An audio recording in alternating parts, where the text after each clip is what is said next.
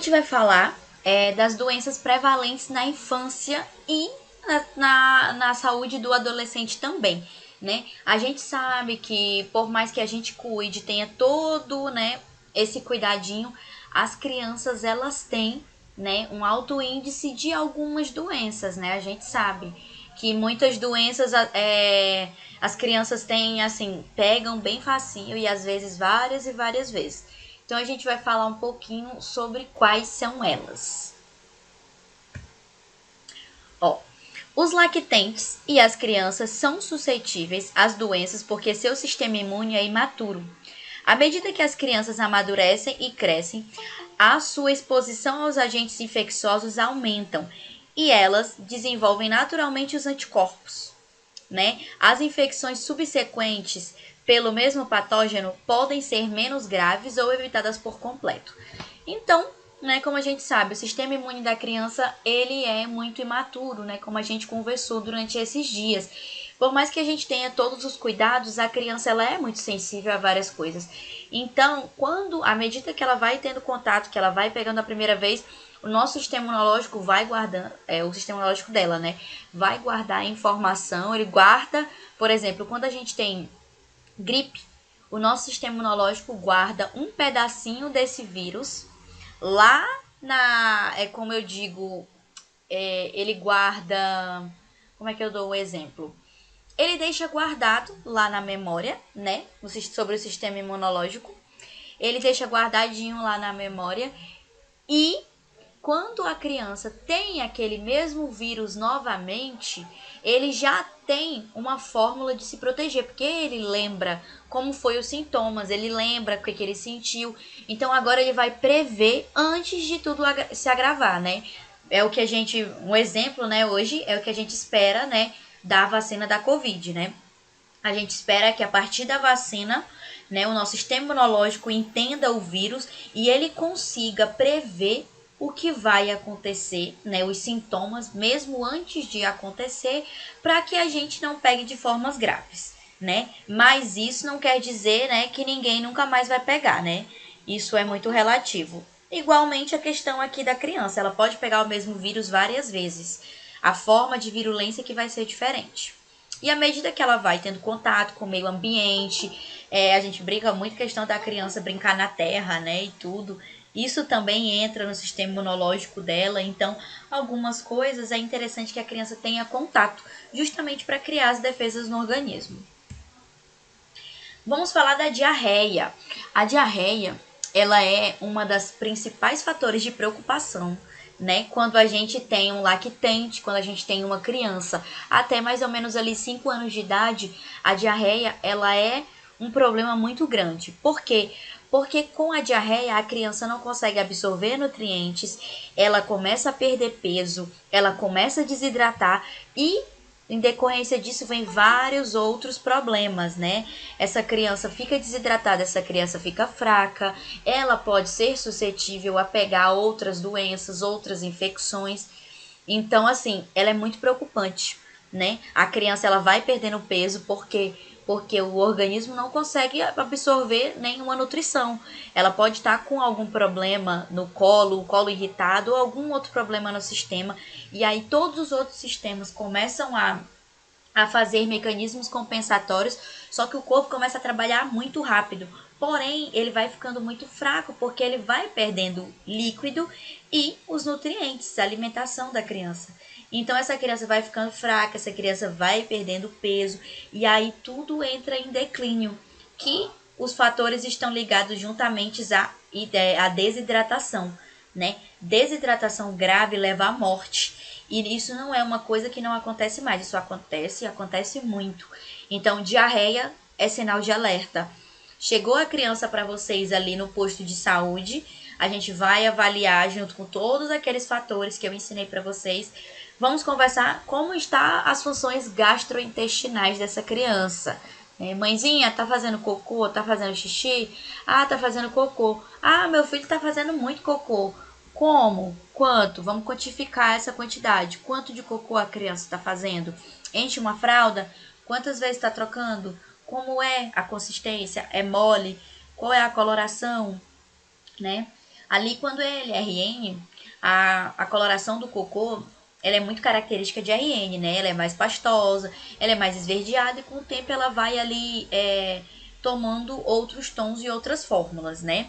Então, algumas pessoas têm dificuldades, né? Alguns pais de primeira viagem, principalmente, têm dificuldade em diferenciar, né? O que seria se o RN está com diarreia ou não. Mas a diarreia, ela é muito líquida, né? Ela é muito líquida, o cocô ele não tem forma, ele só tem uma leve coloração, esverdeado. Dependendo do grau, ele também acompanha algumas rajadas de sangue também. Isso já é quando tem já uma inflamação ali no colo da criança, né? Por estar sempre ali trabalhando, isso gera uma inflamação. Então, interessante quantificar, conversar com os pais, ensinar para eles a diferenciar o cocô normal do RN com uma diarreia. Quando a criança é mais velha fica mais fácil, né? Porque o cocô dela já é mais sólido. Então a gente consegue, né, diferenciar essa questão. E aí continua as mesmas preocupações. A criança começa a ter falta de apetite, a mais velha, né? Ela já não consegue mais comer, ela não tem mais vontade de comer, ela já fica fraca, ela já fica uma criança que não quer brincar, ela quer só ficar deitada. Então, todos esses fatores a gente tem que observar, né? Porque são fatores preocupantes. Então, o que é a diarreia? São sintomas que podem resultar de distúrbio que compromete funções digestivas, absortivas e secretoras, né? A invasão do trato gastrointestinal por patógenos, né? Ela pode ser ocasionada por vários patógenos, né? Vírus, bactérias, eles entram dentro do sistema gastrointestinal, né? E eles vão estimular a secreção de água e eletrólitos. Então, esse patógeno entra no nosso sistema gastrointestinal, seja por alimentação, seja pela mão suja da criança na boca. Então, eles vão entrar e eles vão invadir o sistema gastrointestinal e eles vão estimular, né, essa perca de água e eletrólitos. Por isso que tem a desidratação, porque a gente perde água, a gente perde os sais, né? Então, eles vão começar a destruir as nossas células epiteliais do intestino, que aí entra o problema de absorção. Com as células epiteliais destruídas, elas têm dificuldade de absorção. Porque eu não sei se vocês viram em anatomia do sistema digestivo, o intestino ele é composto de várias células, né? E dentro delas acontece a digestão. Então acontece digestão não, absorção. Acontece a absorção quando a gente coloca na boca, quando a gente mastiga, quando a gente engole, acontece a absorção no estômago, no intestino delgado, no intestino grosso. Então, todo esse processo é um processo de absorção. E a gente já absorve, né, todos os nutrientes possíveis da nossa alimentação. Num processo infeccioso por patógeno, no caso da diarreia, não há essa absorção, né? Então, ocasiona uma inflamação local e o sistema é invadido por micro-organismos, por isso que atinge todo o sistema. Por isso que às vezes a criança tem febre, a criança tem indisposição, né? Às vezes ela tem irritação. Então, porque todo o sistema do corpo ele está comprometido, né? E aí, os distúrbios fisiológicos imediatos presentes no quadro de diarreia são desidratação, acidose e choque. Então, quando a criança está num quadro diarreico, a gente presta atenção nesses três, né? Nessas três coisas que podem estar ocasionando, que são três coisas graves, né? E muitas vezes elas acontecem gradativamente. A criança muitas vezes entra no quadro de diarreia, ela começa a desidratar, às vezes ela já evolui para o choque, né? Ela já evolui para o choque. Por quê? Porque ela está perdendo volume, E aí ela choca, porque o organismo ele precisa desses volumes, ele precisa desses eletrólitos para conseguir funcionar, para conseguir sobreviver. E aí a criança vai perdendo e ela choca. Muitas vezes acontece sempre nessa ordem, né? Acidose pode acontecer, não é tão comum, né? Mas diarreia, desidratação, choque. São os três, a escadinha. E no hospital da criança tem muita criança internada por conta de quadro de diarreia que evoluiu para desidratação. A gente não deixa nem evoluir mais. Quando a criança está numa diarreia que dura muito tempo, número de evacuações muito grandes, extremamente líquidas, muitas vezes a gente já interna essa criança. Se a gente vê que é uma criança desidratada, já interna pelo menos para repor eletrólitos, né? Para ela tomar ali um soro, né? E normalmente a gente usa ali um ringer, né? Para repor eletrólitos dessa criança. E às vezes fazer o tratamento com antibiótico via endovenosa, né? Quanto mais nova a criança, maior a suscetibilidade à diarreia e é maior a sua intensidade, né? As crianças desnutridas ou debilitadas por doenças estão mais expostas. Então, assim, é um fator super preocupante, né, a diarreia, pelo menos até os 5 anos de idade da criança, porque ela ainda é muito sensível, ela ainda é muito novinha. Porém, se a criança tem um quadro diarreico, ela é ainda um bebê, ela é um RN, gente, é super sério. Muitas vezes a gente nem espera evoluir para mais nada, a gente vê uma diarreia, muitas vezes a gente já interna e já começa com o tratamento endovenoso, porque, que nem está escrito, quanto mais nova a criança é, maior a virulência, né? E principalmente as crianças que estão nesse processo de desnutrição. Então, por exemplo, o exemplo do nosso caso clínico ontem, né, da Maria Eduarda. Se a Maria Eduarda, Deus me livre, pegasse uma diarreia, ela com 6 meses, 4 quilos, tivesse algum problema e pegasse uma diarreia, ela seria uma criança extremamente de risco, né, para ser internada, para a gente começar o tratamento quanto antes, né? Se ela já não estivesse, na verdade, com a diarreia, né? Igual a gente conversou ontem, se ela tá tão novinha, ela é tão novinha e tem um peso tão baixo, ela podia também estar apresentando um quadro diarreico, tá? Os sinais e sintomas da diarreia: aumento perceptível ou súbito de uma hora para outra do número de evacuações dessa criança, né? Alteração na consistência das fezes, né? Como eu disse, elas são mais molezinhas, né? Mais aquosa. É a primeira coisa que a gente nota. Fezes esverdeadas contendo muco e sangue, né? Além da gente ver, ela pode estar marrom, aquele marronzinho bem claro, né? Ela também pode se apresentar verde, né? E ela sempre vem acompanhada de um pouco de muco. É um verde meio... Ela é um verde e um muco por cima, assim, sabe? Uma camada de muco por cima.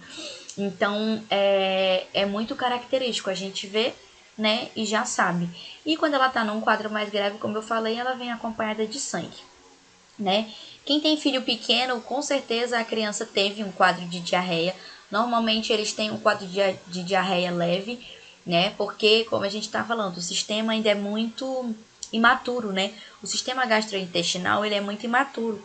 Ele está entrando ainda, ele está começando a ter, né, conhecer novos alimentos. No caso, principalmente quando a criança começa ali na alimentação complementar, né? Depois que, após, né, os 6 meses, ela começa na alimentação complementar. E aí a criança pode iniciar alguns quadros de diarreia, porque alguns pais têm dificuldade no que dar, no que dispor a criança. E aí começam os fatores, né? Às vezes a gente vai dar um legume, mas a gente tem que ver de onde esse legume vem, como esse legume foi lavado, né? A gente dá os legumes batidinhos, tá super certo. Mas a questão do preparo, do cozimento, as comidas também, quando a criança ser inserida na comida da família, a questão que nem eu falei ontem do feijão, né, dessas coisas, isso também tem que ser avaliado, né, nesse caso da criança, porque ela pode entrar num quadro diarreico a qualquer momento, né? Então são pequenos detalhes, porque o sistema gastrointestinal é muito sensível. E a gente tem os tipos de diarreias, né? A gente tem a diarreia aguda e a diarreia crônica, né? Ó, a diarreia aguda é causada por processo inflamatório de origem infecciosa ou reação tóxica à digestão, ingestão de venenos e exageros dietéticos ou infecção fora do trato gastrointestinal. Então, é um quadro infeccioso que normalmente é ocasionado por algo que a criança ingere, né? Principalmente, como eu tô falando pra vocês, os fatores de exageros dietéticos, né? Às vezes até a criança come além do normal, que às vezes acontece, tem criança que vê comida e ele não consegue, às vezes, controlar quando tá saciado, né? Quando ela é mais grandinha, quando ela tá crescendo, ela não consegue, ela só consegue entender que tá gostoso, né? Quem nunca viu uma criança que come, come, come, come, come e se deixar comer o dia todinho? Porque ela não entende quando é a hora de parar, né? Isso é os pais que tem que ensinar. Então ela come, come, come, come só porque tá gostoso e aí entra no processo de diarreia aguda, né? Isso acontece bastante. E a gente tem a diarreia crônica, né? É quando ocorre eliminação de fezes amolecidas com maior frequência por período superior a 2 semanas. Quando ela dura mais de 2 semanas, ela já pode ser considerada uma diarreia crônica. Quando ela dura menos, né? Normalmente a diarreia aguda duraria uns 7 dias, né? Às vezes um pouquinho mais, fica sobrando ali, mas é 7 dias o momento que ela está no ápice, né? Mais de 2 semanas é uma diarreia crônica. Essa diarreia crônica ela pode estar associada a distúrbios de má absorção, defeitos anatômicos, motilidade intestinal anormal, reação alérgica, resposta inflamatória a longo prazo, que é a colite, tá? E ainda é preciso lembrar que micro-organismos infecciosos constituem causa frequente de diarreia na lactância. Então, os fatores que estão ligados a uma diarreia crônica, né? A criança tá ali, chega pra gente com uma diarreia com mais de 2 semanas, a gente já sabe que não é mais uma coisa comum, a gente está entrando num quadro mais grave. Essa criança já está perdendo líquido, ela já está perdendo volemia, tem 2 semanas. Ela já vai chegar pra gente num processo de desidratação. Pode ser leve, moderada ou severa, dependendo da quantidade. A gente já fica de orelha em pé. E aí vamos investigar, porque essa criança pode estar com problema de má absorção dos nutrientes, né? Ela pode ter algum problema, algum defeito anatômico. Quando eu estava na hora da criança, eu vi bastante também, né? Tem muita criança com quadro de diarreia crônica por defeitos. Eu fiz até um caso clínico de uma criança que ele tinha alergia, ele tinha uma diarreia, ele teve uma diarreia crônica que evoluiu para um quadro de desidratação grave, né? Uma criança assim, ele ficou, a gente via assim o tecido, que é uma das características de desidratação, o tecido dele é extremamente fino. Chegou um momento que ninguém conseguia mais fazer acesso nele e ninguém descobria qual era o problema, né? E aí foi quando foi descoberto que ele tinha um defeito genético no intestino, em algumas células do intestino que elas rejeitavam alguns componentes do leite, né? Não é uma intolerância à lactosa, né? Eu não lembro direito, tem outro nome, mas as células do organismo dele não conseguiam absorver, eles começavam a rejeitar esse pequeno componente do leite. E aí, como é que faz? Essa criança, mamando, lactante, entrou no quadro de diarreia grave e desidratação.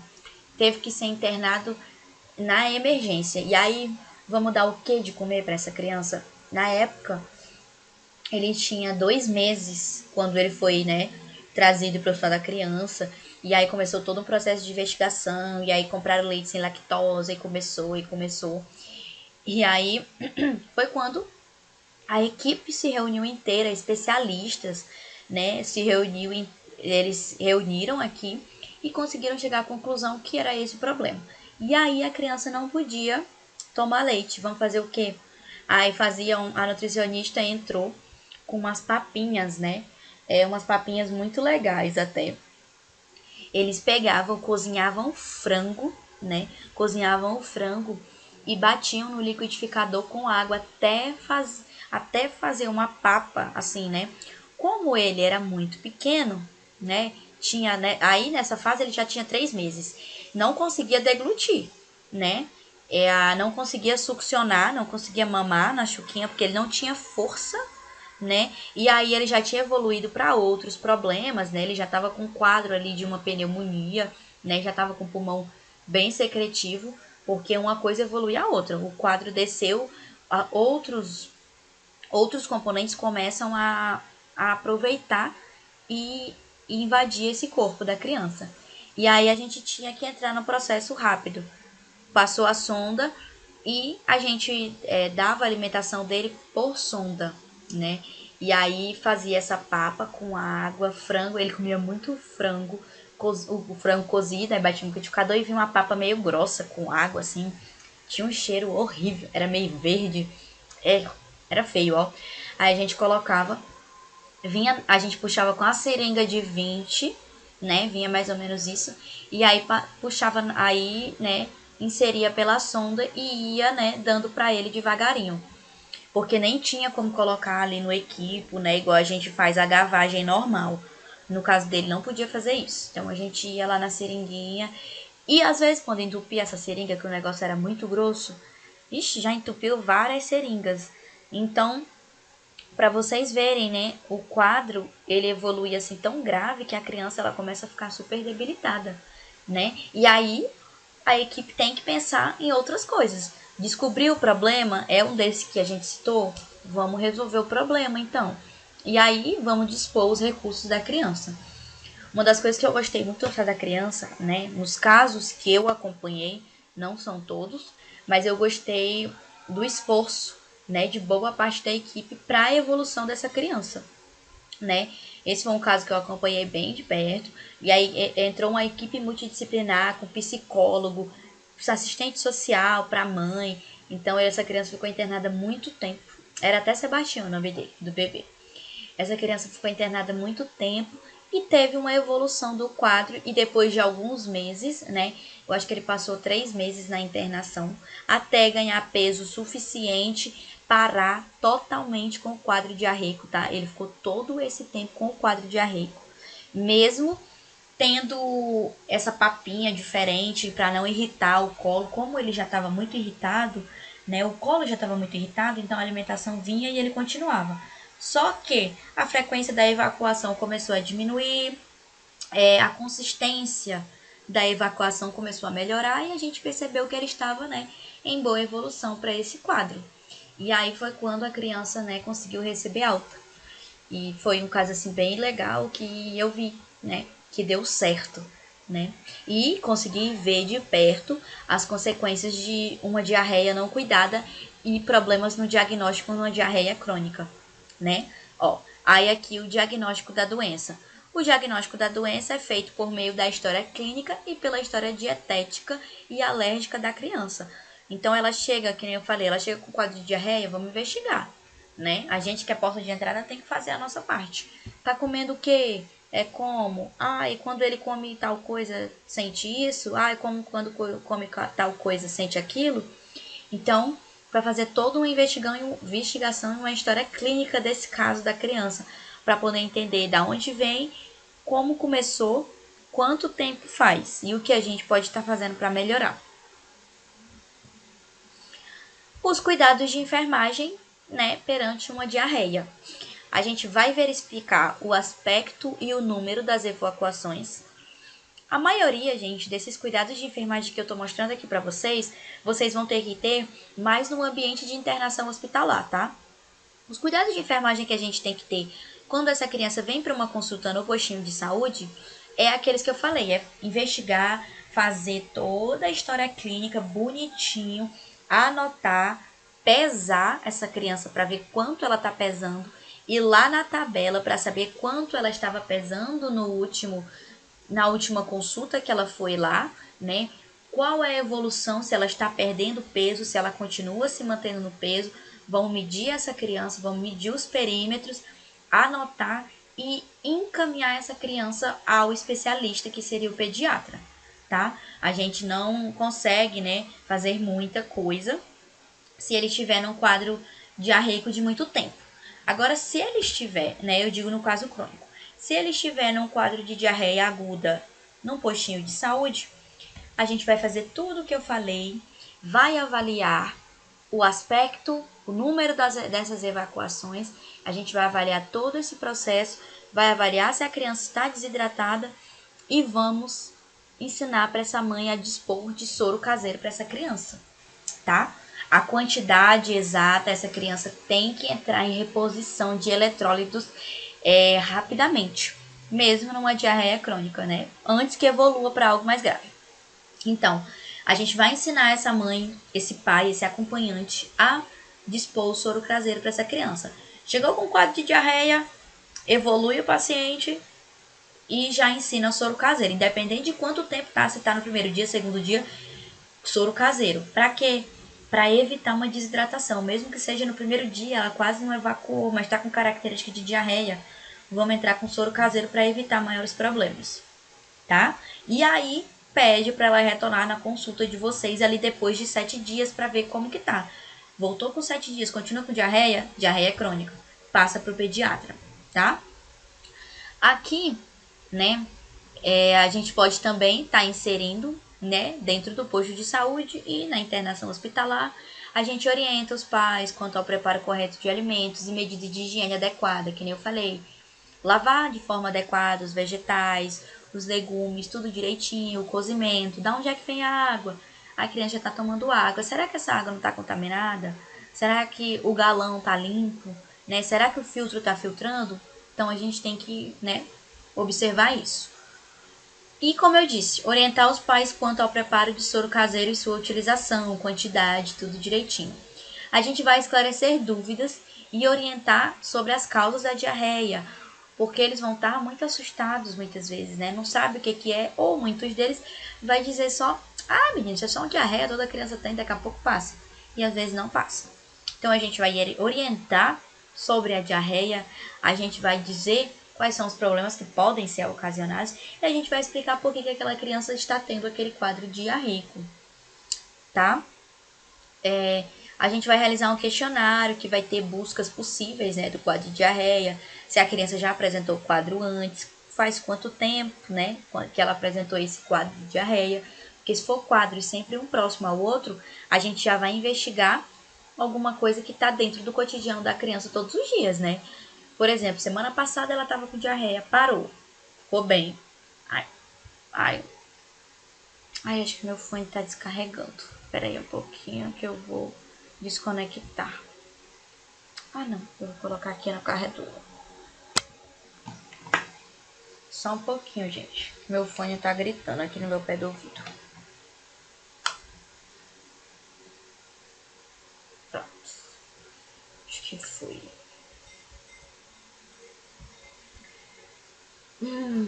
Pois é. Continuando aqui. Se a criança, semana passada, tava com quadro diarreico, melhorou, ficou tudo certo, né? Reidratou, tudo bem. Depois de algumas semanas ela volta com outro quadro diarreico, eu digo até poucas semanas. Ela volta com quadro diarreico, a gente tem que investigar porque está acontecendo alguma coisa no cotidiano dessa criança. É alguma alimentação que estão dando ali diferenciada que está causando esse quadro diarreico. Então, nós como na atenção básica, no primeiro contato desse paciente, a gente tem que fazer essa investigação para poder estar retirando o causador do problema, né?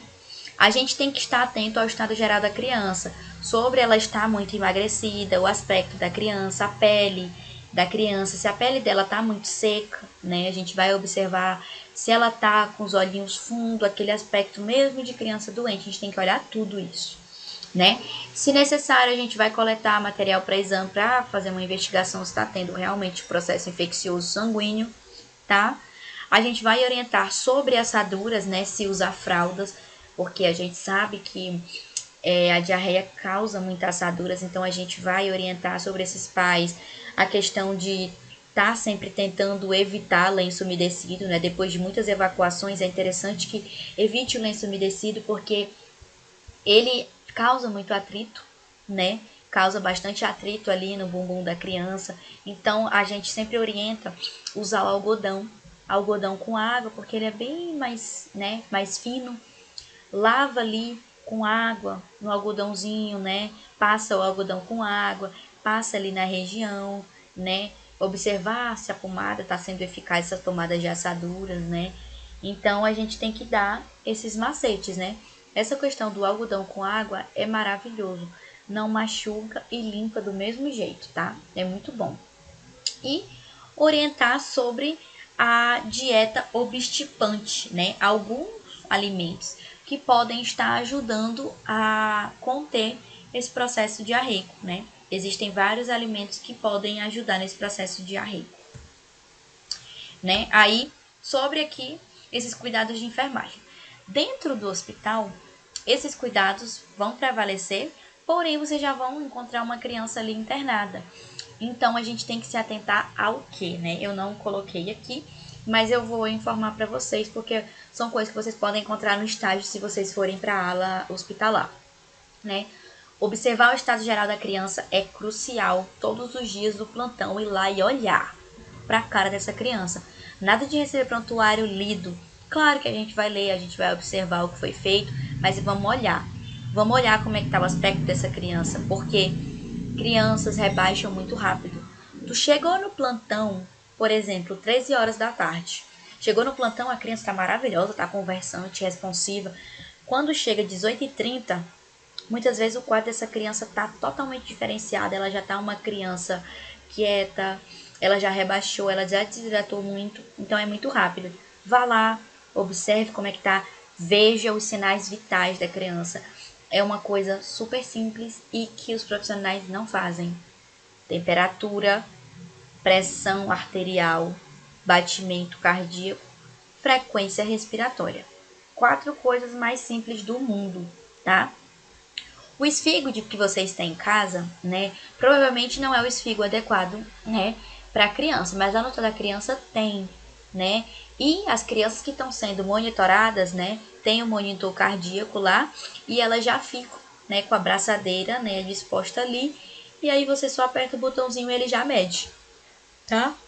Então, parâmetros principais: pressão arterial, frequência cardíaca, frequência respiratória, temperatura, gente. Temperatura é super importante para saber se o processo infeccioso tá melhorando, não tá, se ela continua com febre, se ela tá com a febrícula ou se ela tá com a febre muito alta. Vocês têm que fazer esses sinais vitais assim que receber uma criança no plantão. Sempre. Tenham muito cuidado com isso. Observem o acesso dessa criança, né? Uma criança com diarreia, ela tem muito índice de perca de acesso. É igual um adulto, né? Porque ele vai desidratando, a veia vai ficando fina, a veia vai dissecando ali e o acesso, pum, é perdido. Ele infiltra ali e não consegue mais passar a medicação, né? E aí, você tem que observar, porque às vezes tá ali, ó, correndo medicação que infiltrou faz tempo, né? Infiltra é quando sai da veia e ali fica no tecido, ou o acesso simplesmente perde, não tá gotejando e tá a medicação parada ali. Aí tu chega no plantão, a medicação que era para correr meio-dia, 13 horas, não tá correndo. É muito importante respeitar, né, os ciclos de medicações da criança, os antibióticos, né, as interações que não podem ter. Então, vocês têm que estar sempre muito atentos a esses sinais. Verificar se a criança está tomando água, né? Se for uma criança que está usando sonda e não consegue mesmo tomar água, preste atenção se pós a alimentação foi passada uma água ali, porque mesmo ela de sonda, mesmo sendo alimentação líquida, ela precisa de água. Não importa se ela está no soro contínuo, se ela está recebendo, né, os eletrólitos, não importa. Essa criança precisa tomar água, precisa entrar água no sistema gastrointestinal dessa criança para a gente conseguir reverter esse quadro diarreico, tá? É muito importante, né? Principalmente para manter ali o sistema gastrointestinal sempre lubrificado, né? A água, ela faz isso. Então, e se for uma criança que consegue fazer a ingestão de água, saber se ela está tomando, chega lá no acompanhante, tomou quantos litros de água, vamos quantificar aqui a água que essa criança está tomando. Tem que ser quantificado também a água, né? Às vezes nem está no prontuário para quantificar a água, né? Eles quantificam muito a quantidade de urina, né? É um outro fator importante que a gente tem que quantificar, a quantidade de urina que essa criança, né, a quantidade de xixi que ela está fazendo por dia, tá? Isso é um fator muito importante. Mas a água também. Quantos copos está tomando? Tá tomando mamadeira? Quantos ml está tomando? Para a gente saber se essa criança está tendo a reposição da água adequadamente, tá? Deixa eu ver se eu lembro mais de alguma coisa no hospital que vocês precisam fazer assim de cara, né, para observar uma criança em um quadro diarreico, né? É a questão das fezes, assaduras também, vocês têm que olhar, fazer um exame físico ali, né? Muitas vezes o plantão é passado, e ninguém descobre que a criança tá ali com a assadura enorme, que vira uma porta de entrada para muitas outras infecções, né? É, deixa eu lembrar. Eu acho que é só isso sobre a criança com diarreia. É só essas observações principais que vocês têm que ter no âmbito hospitalar, tá? Isso aqui é dica bônus. E aí, na diarreia infecciosa aguda, ela é causada, né, por ampla variedade de patógenos virais, bacterianos e parasitológicos. Então, vírus, bactérias e parasitos, que acontece muito os parasitos, invadirem o sistema da criança e começar a causar esse quadro infeccioso, né, agudo. Transmissão fecal oral, né, por conta do contato com pessoas infectadas ou alimentos ou águas contaminados por esses agentes. O rotavírus é o principal, né, causador de diarreia com desidratação. Né? A gente tem muito contato, tanto que um dos fatores, né, do rotavírus de contaminação é fecal oral também. Né? A conduta terapêutica na diarreia aguda, como eu falei, reposição hídrica, terapia nutricional e monitorização de eletrólitos, né? E outros. A gente vai monitorar, né? Vai indicar a reposição de água, tomar muita água, melhorar a terapia nutricional, colocar outros alimentos ricos em água, alimentos ricos em vitaminas, em sais, em nutrientes. A gente tem que deixar a alimentação dessa criança leve, porque o colo está irritado, porém precisa ser uma alimentação eficaz, precisa ser uma alimentação que vai conseguir nutrir ela, para ela conseguir combater, né, o organismo dela conseguir combater esses agentes, né? Monitoração de eletrólitos, a gente precisa estar sempre observando a questão de quantidade de sódio, quantidade de potássio, né, dessa criança por meio dos exames. E, né, o soro caseiro, que eu não, até esqueci de colocar aí. O soro caseiro sempre. Aí, encerrando, né, o quadro de diarreia, vamos entrar nas principais doenças respiratórias na infância, né, que é outro fator que a criança tem muito, né, doenças respiratórias, é muito comum também, né, que a gente brinca até que é aquela cor da criança catarrentinha, né, tem muita criança por aí. As principais são resfriados e gripes, bronquite, pneumonia e a asma. Isso aqui é principal que a gente vai encontrar em posto de saúde, em internação. Na internação, a pneumonia tá assim. Se tu pegar um prontuário e a criança não tiver com pneumonia, tem uma coisa errada, porque todas as crianças no hospital da criança têm um quadro de pneumonia, sempre.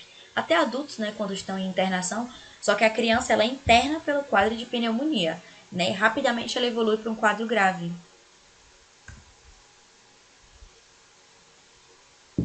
O resfriado ou a gripe, ele é uma infecção do trato respiratório, né?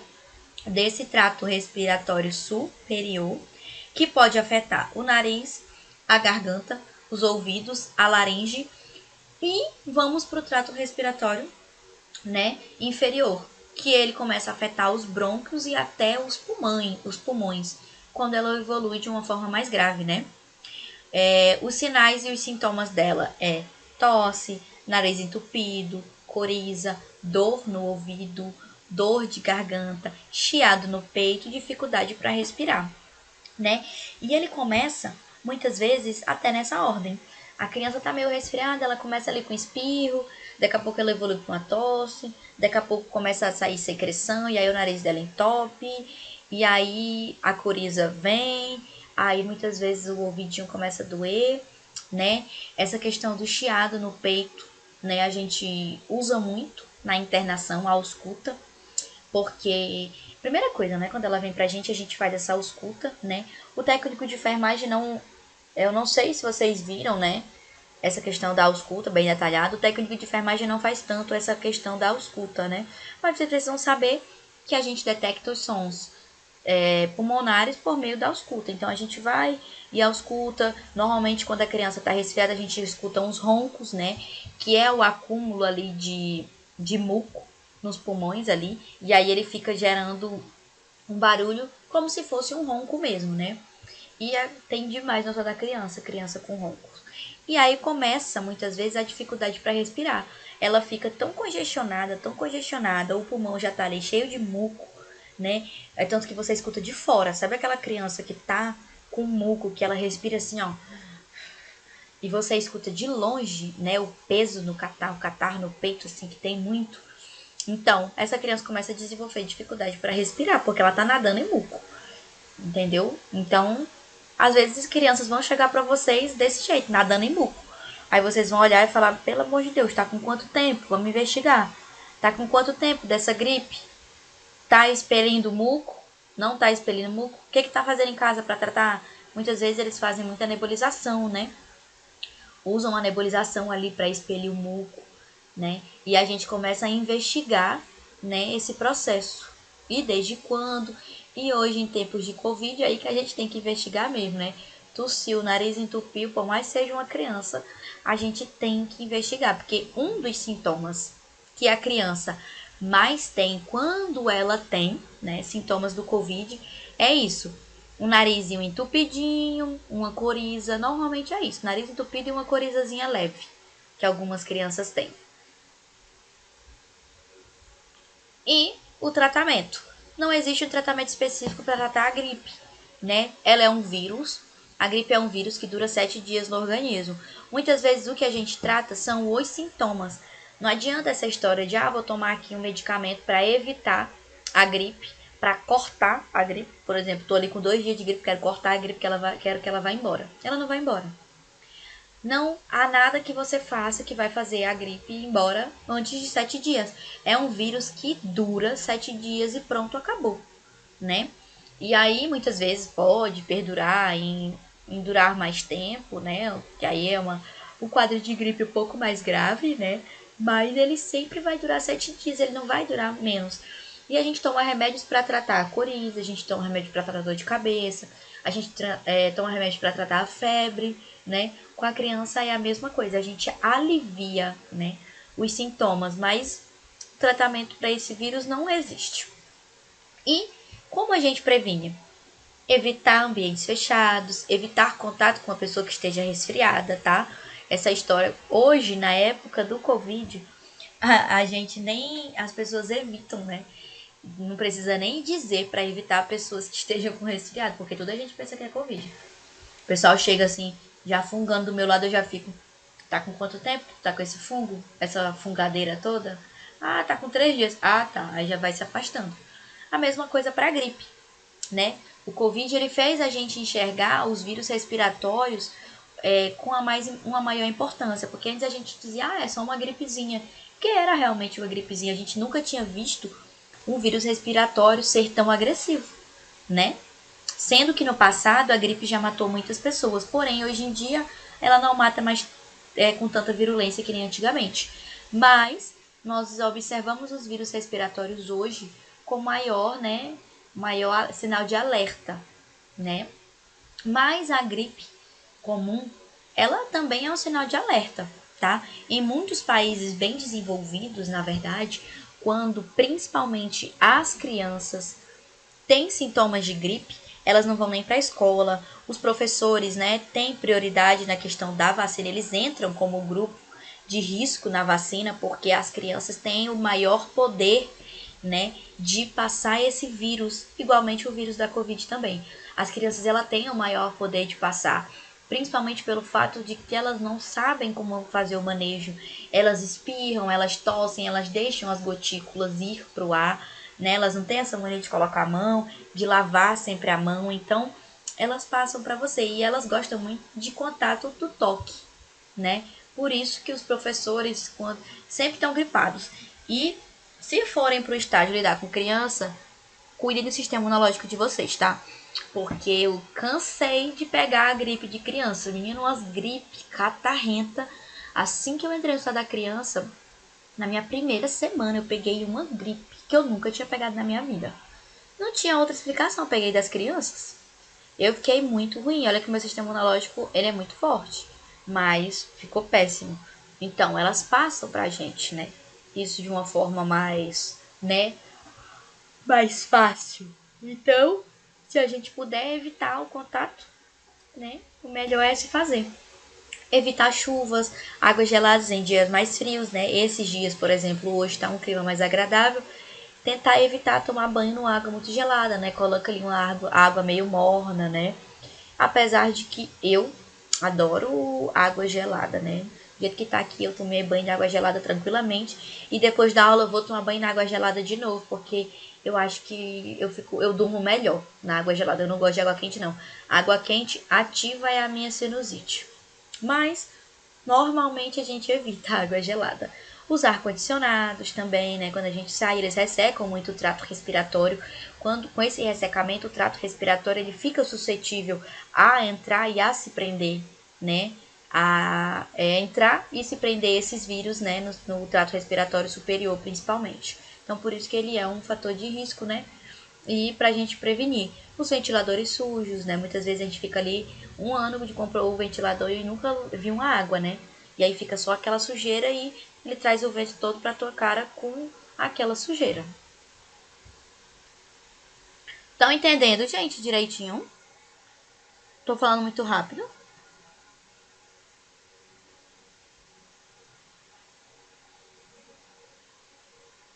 Gente, Tá tudo bem, professora. ah, tá. É só pra eu saber que vocês estão aí, que tem hora que eu começo a desembestar a falar e eu me sinto muito sozinha. Tá ok, então. Então agora a gente vai passar para bronquite, né? Que a gente também vê muito lá, né? E muita criança internada por conta de bronquite também vocês vão ter um contato, né? É definida quando há presença de tosse com muco, né? O catarro, na maioria dos dias do mês, em 3 meses do ano, por 2 anos suscetíveis, sem outra doença que explique a tosse. A criança tá ali com a tosse persistente, persistente, e não passa e não passa, uma tosse catarrenta. A gente já tratou gripe, a gente já tratou de tudo. E essa criança continua apresentando essa tosse com esse muco e não melhora. E aí ela recebe, né, o diagnóstico dessa bronquite. Normalmente esse diagnóstico é feito após 2 anos, né? Acontece bastante em crianças ali na fase do primeiro ano de vida até o segundo ano. Com menos de 5 anos é muito comum a criança apresentar bronquite, né? E aqui, ó, é um brônquio, né? Isso aqui é um brônquio normal e esse aqui é um brônquio com bronquite. Você já vê, ó, que ele tem esse comprometimento, né? Já não consegue mais passar o ar de forma mais tranquila, né? E ó aqui a secreção. Bastante secreção nessa criança, né? Se parece muito com a asma, né? O bronco da asma, ele também fica assim, né? E ó, mas aqui na bronquite tem a presença excessiva de muco, que é um dos fatores que a gente diferencia, né? A asma da bronquite. E aí muitas vezes esse processo de tosse ele pode evoluir para outros problemas. Quando a criança tem essa tosse com esse catarro e começa a bronquite, ela começa a estimular catarro. E aí às vezes essa criança precisa ser internada porque ela começa a entrar no quadro de, de problemas, né, respiratórios. Ela já entra com dificuldade respiratória, né? Ela já entra ali com a tiragem intercostal. Que a tiragem intercostal é quando a criança ela tá com bastante falta de ar e a gente vê aqui ele começa a fazer assim, ó. Aí ele usa a musculatura aqui, ó, respiratória, né? A criança vai usando essa musculatura respiratória e aqui as costelas, né? Elas começam a se movimentar, né? Muito rapidamente. A gente consegue ver tudo isso. E a gente chama de tiragem intercostal. Aqui no meio também fica fundo, né? E isso acontece quando a criança está num quadro, né? Com falta de ar aguda. Né? E aí a gente começa a se preocupar. E aí a transmissão dela, como é feita a transmissão? Na verdade, ela não existe uma transmissão direta, né? Ela também é através de gotículas de saliva, né? A única maneira do aparecimento dessa doença, na verdade, né, principalmente, é com a poluição do ar, né? Questão de fumo também, os pais, né, que tem fumo, tudo que tem a ver com a questão da poluição do ar, essa poluição vai entrando, né, pelo trato respiratório superior, a fumaça, a sujeira, aquela fumaça de carro, e aí a criança vai, e isso vai acumulando, né, vai acumulando esse muco, né, vai acumulando esse muco aqui nos brônquios e vai acumulando.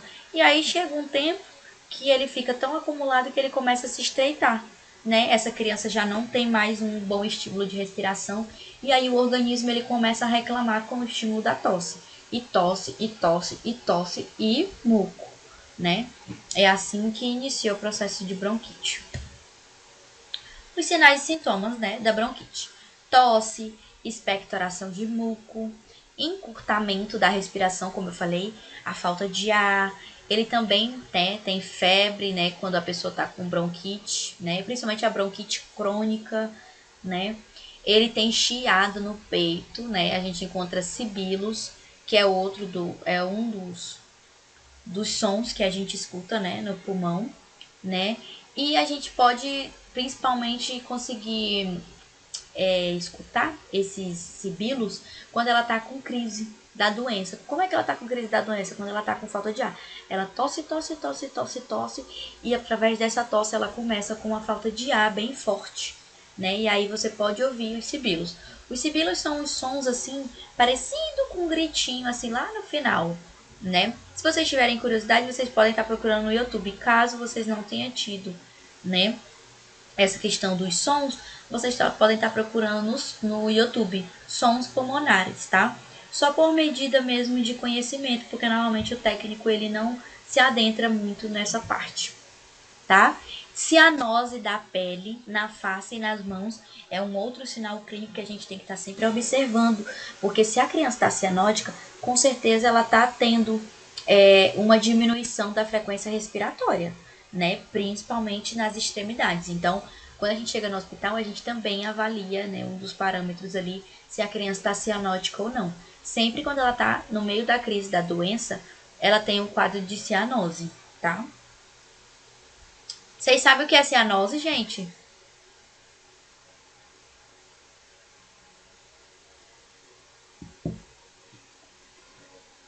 Não sabe, Ruth? Tem algum colega que pode explicar pra gente? Ninguém sabe o que é cianose. Nada, gente. Vocês não sabem o que é cianose? Oi, Pode falar. roxidão, roxo. Mas roxidão como?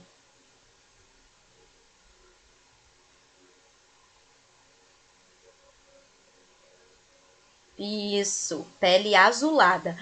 Eu questionei a questão da roxidão porque quando a gente fala, é um roxo, é um roxo. Mas existem terminologias para quando a gente tá, né, com essas marcas no corpo, né? E no caso da cianose é a pele azulada, né? No caso não é nem roxeada, ela fica azulada.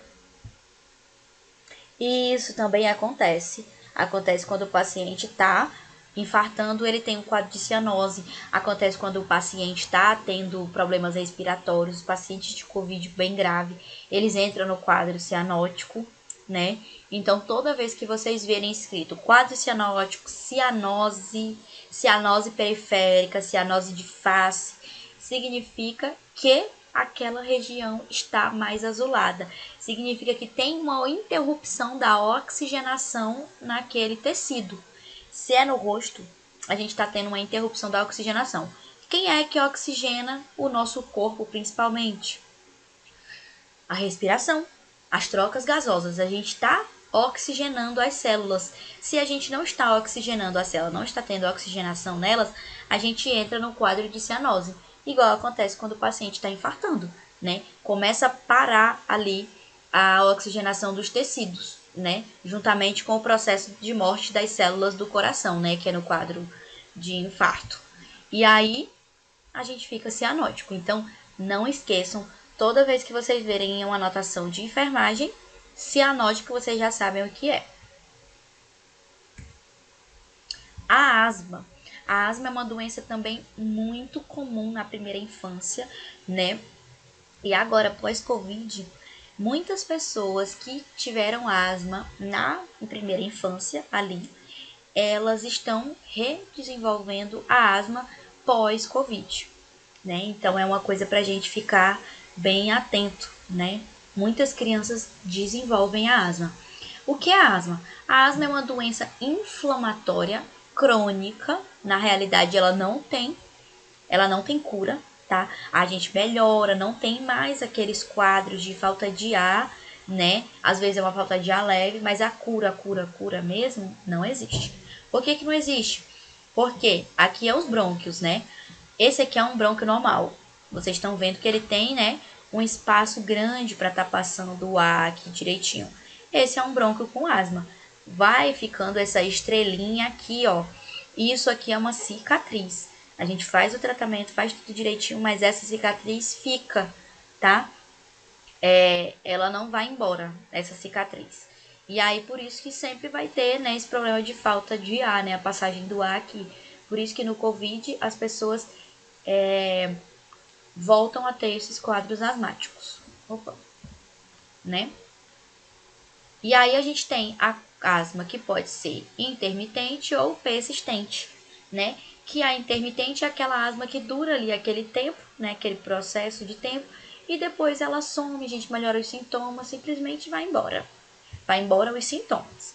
E tem a persistente, que perdura aí, né, muito tempo. Os sinais e sintomas da asma: broncoespasmo, que é uma dificuldade na respiração; dispneia. Gente, o que é dispneia? Alguém sabe me dizer o que é dispneia? Hoje eu tô pegando vocês na terminologia. Falta de sono? Mais alguém?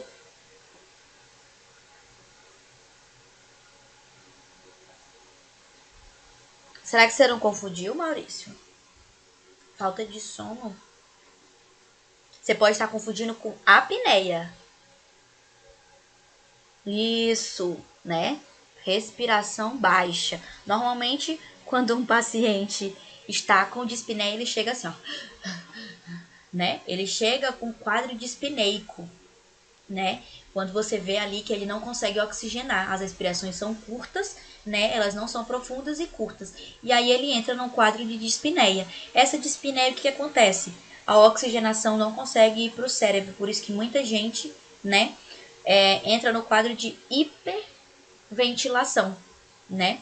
Por quê? Porque a dispneia é esse quadro, né, de falta de ar, né? Dispneia é falta de ar, e o paciente fica tentando respirar.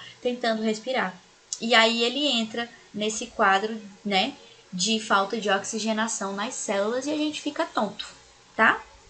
Então, quando vê dispneia, vocês já sabem o que é, tá?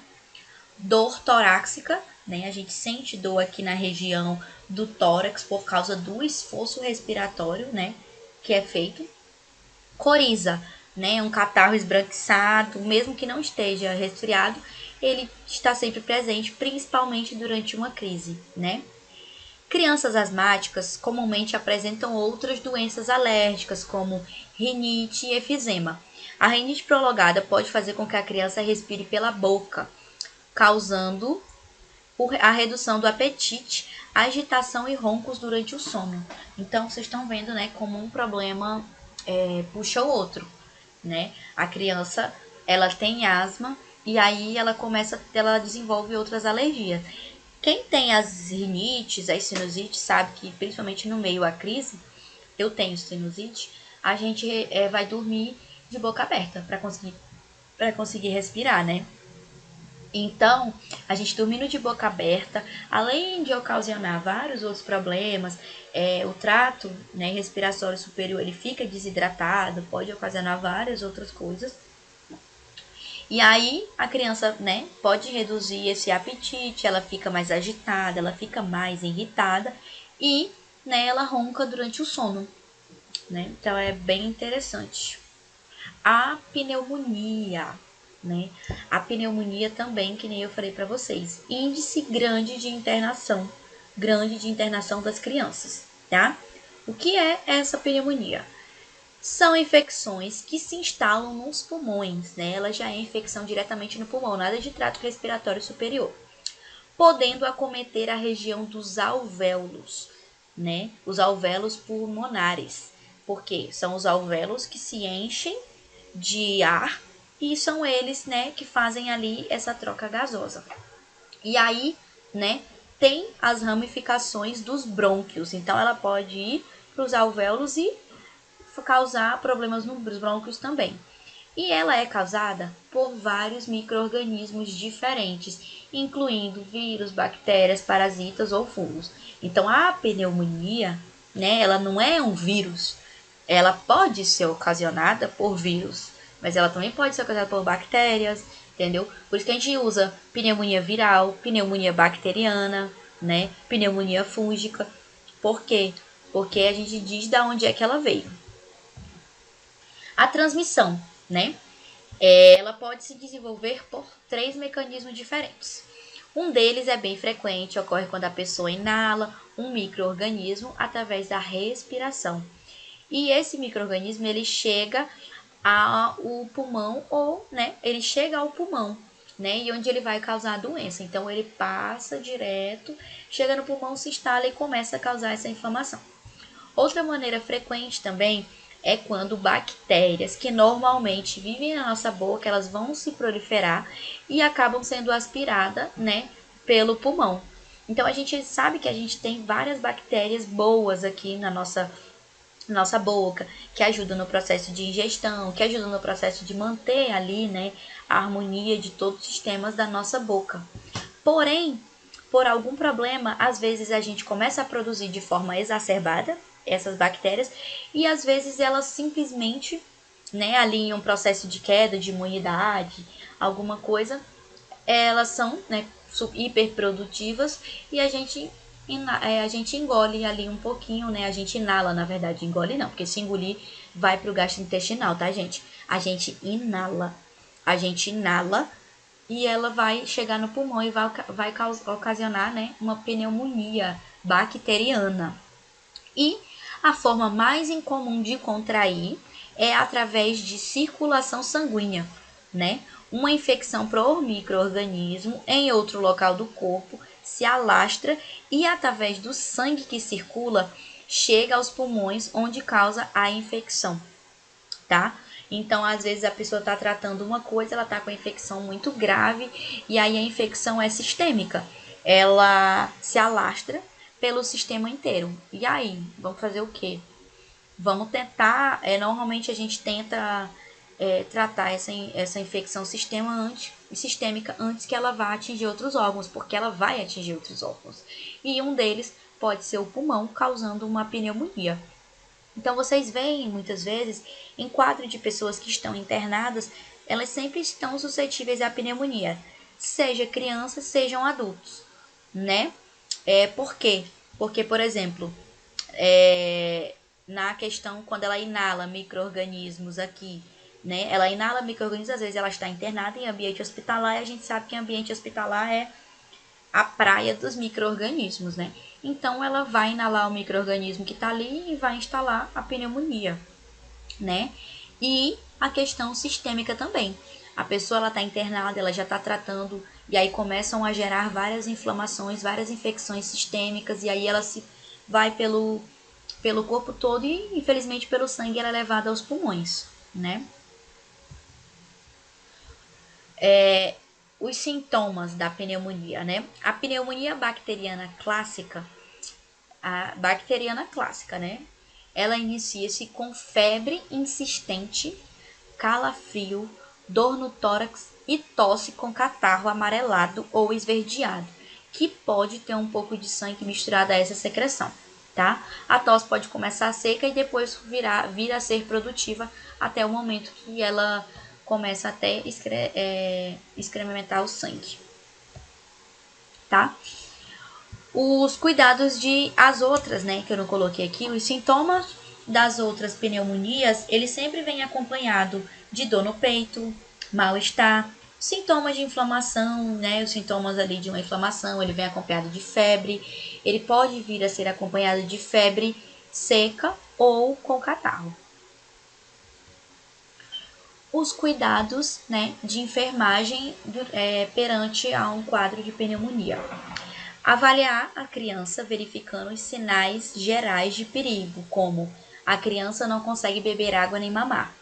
Esses são sinais de alerta para desidratação, né? Por quê? Porque muitas vezes quando ela está com a pneumonia, ela começa a ter muita excreção, né, de muco, né? Ela tosse, o pulmão ele já começa a se encher de muco. E aí tanto no sistema respiratório superior, né, aqui no nariz, né, ele começa a encher de muco e a criança não consegue, né, comer. E aí começam-se as preocupações, né, porque ela não consegue comer. E às vezes quando ela está internada, a gente já tem que instalar uma sonda antes que fique mais grave, né. A questão de passagem de sonda em crianças é muito mais comum do que em adultos, porque a gente viu que ela não está comendo, não tem outra coisa, a gente já coloca uma sonda para que ela não desidrate e não perca peso, tá? A gente tem que avaliar se a criança vomita tudo o que ingere, né? Se ela tem quadro de vômito, né? Vômito, se vocês verem a anotação de enfermagem, ele está apresentado como êmese, tá? Ela tem quadros de êmese. Depois de ingerir alimentos, ela tem um quadro de êmese. Êmese é vômito, tá? A terminologia.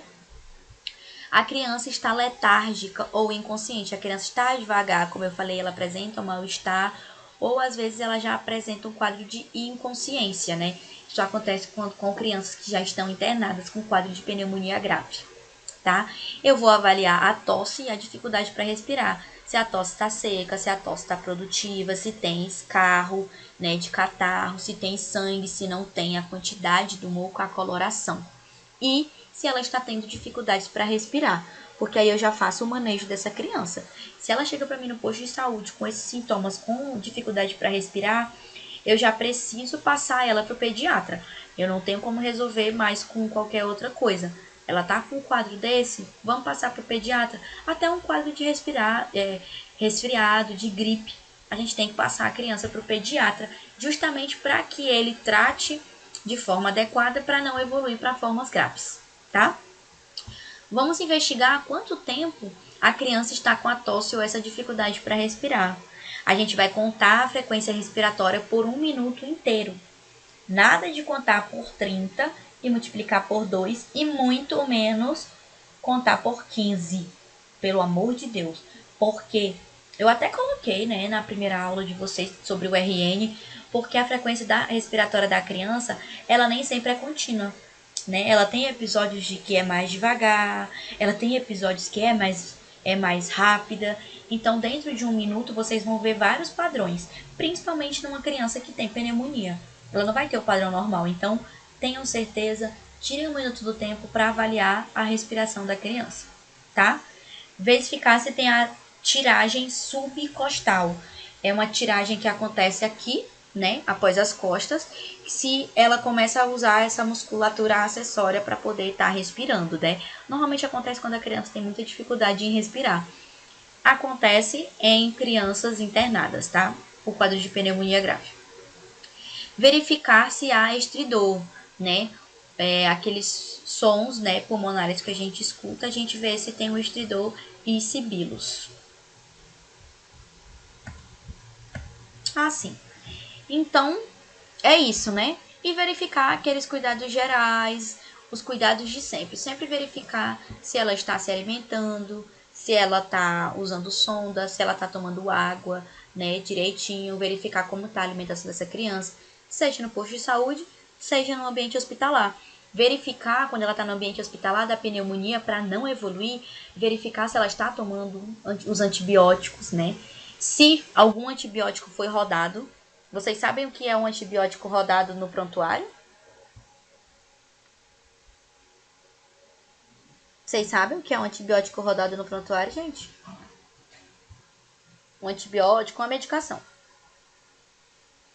Ó, ele tá rodado, por exemplo, você pega, né, uma prescrição aqui e aí você encontra, né, ele rodado ali.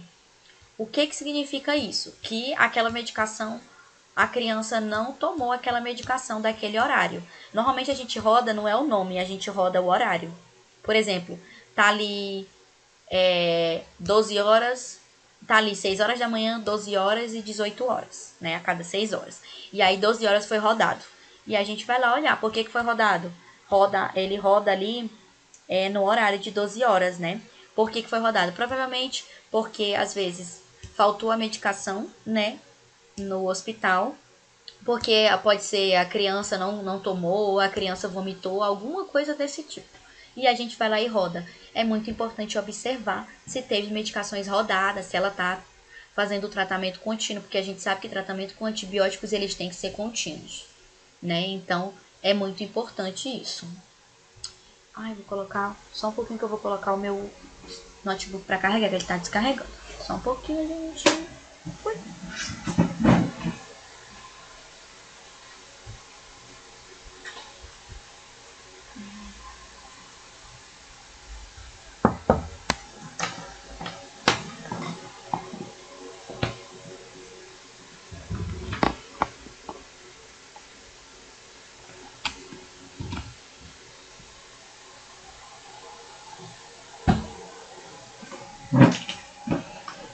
Pronto.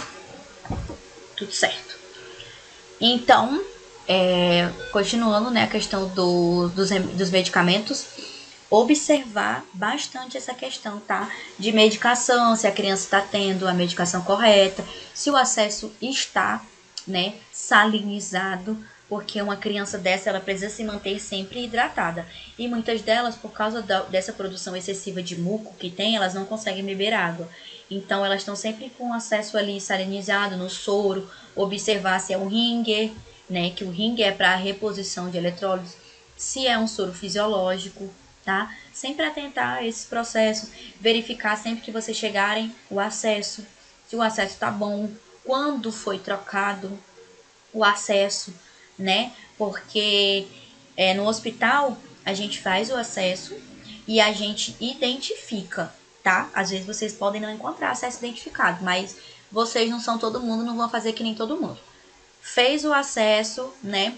E aí você vai lá, depois de fixar, coloca lá quem fez, que horas fez, onde, a data que foi feito, tá? Porque aí existe a troca de acesso, porque o acesso não pode ficar muito tempo, principalmente numa criança com quadro infeccioso, porque aí ali é uma porta de entrada de infecções também, tá? Então verificar sempre essa troca, se o acesso está bom, se o acesso está próximo de perder, se o acesso está infiltrado, né? Ver se a gente consegue salvar, sempre se atentar a esses detalhes. Quando eu estava no hospital da criança, o que eu encontrava muito era crianças internadas se alimentando por sondas e as pessoas faziam a alimentação delas e não colocavam água.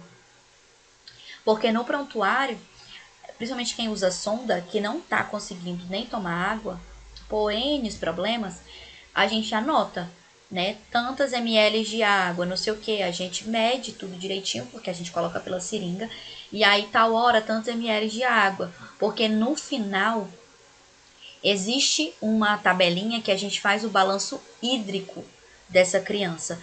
Então a gente faz o cálculo. Não é difícil, não é um cálculo, né? Você vai colocando ali, por exemplo, tal hora, 6 horas da manhã, olhou, por exemplo, a criança, a gente mede muito a fralda, né? Pra gente saber quanto ela fez xixi, a gente pega a fralda da criança quando ela tá fazendo o balanço hídrico, tá? Não é todas as crianças que fazem esse balanço hídrico no ambiente de internação, tá? Por exemplo, uma criança que está no quadro de diarreia, né? Que a gente precisa saber quanto está entrando, quanto está saindo. E aí ela fez só xixi. E aí a gente vai lá e pesa a fralda. Você tira o peso da fralda, né? Por exemplo, a gente pega uma fralda vazia, coloca lá, anota, sabe quanto é que é de fralda vazia e coloca uma fralda cheia. A gente diminui o peso de uma fralda vazia e vai ficar a totalidade dele, né? E aí a gente sabe quanto que essa criança está fazendo xixi, o cocô tem que ser pesado também, tá? E a quantidade de água que ela está ingerindo. Que no final a gente vai fazer a soma, por exemplo, de tudo que saiu, vai dar X, e de tudo que entrou. Esses valores eles têm que estarem equiparados, porque não pode entrar não pode entrar pouco e sair muito, não pode sair muito e entrar pouco, entendeu? Por aí a gente avalia parâmetros de alerta, né? Mas isso vale para nem todas as crianças. Eu tô falando aqui para quando vocês chegarem lá, olharem prontuário, se vocês estiverem na prática hospitalar, ou se vocês forem contratados, né, para hospitais e cuidarem de criança, vocês já sabem que tem essa ficha de balanço hídrico, né? Em grandes hospitais, essa ficha é feita para todas as crianças, né? Do balanço hídrico, porque independente da patologia, a gente tem que controlar isso, né? Porque ela pode começar um quadro de diarreia ou um quadro de desidratação por outro motivo e ninguém ficar sabendo porque não tá fazendo, né, um acompanhamento adequado. Tá? Eu tô falando assim só para vocês saberem como é a questão do âmbito mesmo hospitalar e os cuidados, né? Porque, igual eu falei, eu vi criança que não tomava água, gente, que passava dias, a coitada da sonda chega tava assim com aquela crosta, porque só entrava alimentação e não era passado água, entendeu? Então começou a acumular ali na sonda, né, a crosta da alimentação. Então imagina, coisa maravilhosa. É bem complicado essas coisas de criança internada. Vocês têm alguma dúvida, gente? Ficou claro? Querem comentar alguma coisa?